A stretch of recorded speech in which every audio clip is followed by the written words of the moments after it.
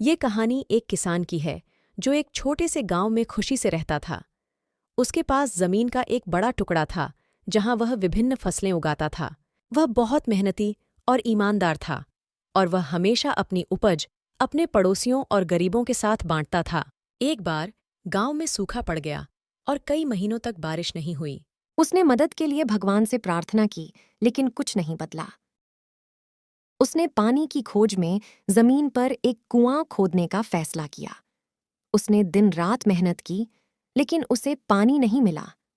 थोड़ा सा और खोदने के बाद उसको मिट्टी में दबा हुआ एक बड़ा धातु का बर्तन मिला। उसने घड़ा खोला और यह देखकर आश्चर्यचकित रह गया कि वह घड़ा सोने के सिक्कों से भरा हुआ था। किसान बहुत खुश हुआ। उसने अपनी प्रार्थनाओं का उत्तर देने के लिए भगवान को धन्यवाद दिया। उसने कुछ भोजन और पानी खरीदा और इसे ग्रामीणों के बीच वितरित किया। एक दिन ग्रामीणों के एक समूह ने रामू की जासूसी करने और उसके धन का रहस्य का पता लगाने का फैसला किया।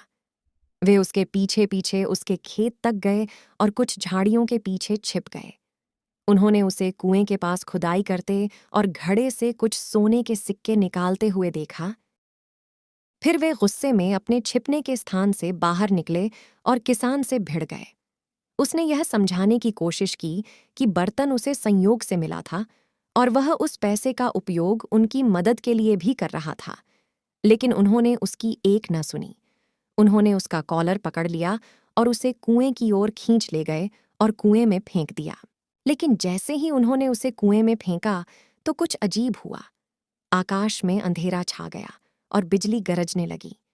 गांव में भारी बारिश होने लगी, जिससे कुएं पानी से भर गए। रामू सोने के सिक्कों का घड़ा अपनी बाहों में पकड़कर पानी की सतह पर तैरने लगा। उसने आकाश की ओर देखा और एक तेज रोशनी उस पर चमकती हुई देखी। उसने एक आवाज सुनी जो कह रही थी, बेटा, तुम एक अच्छे इंसान हो। तुम मेरी परीक्षा में सफल हो गए हो। मैंने आपकी कड़ी मेहनत और ईमानदारी के इनाम के रूप में आपको सोने के सिक्कों का यह बर्तन भेजा है। आपने लालची हुए बिना बुद्धिमानी से इसका उपयोग किया। मैं प्रसन्न हूं। सोने के सिक्कों के इस बर्तन को आप रख सकते हैं।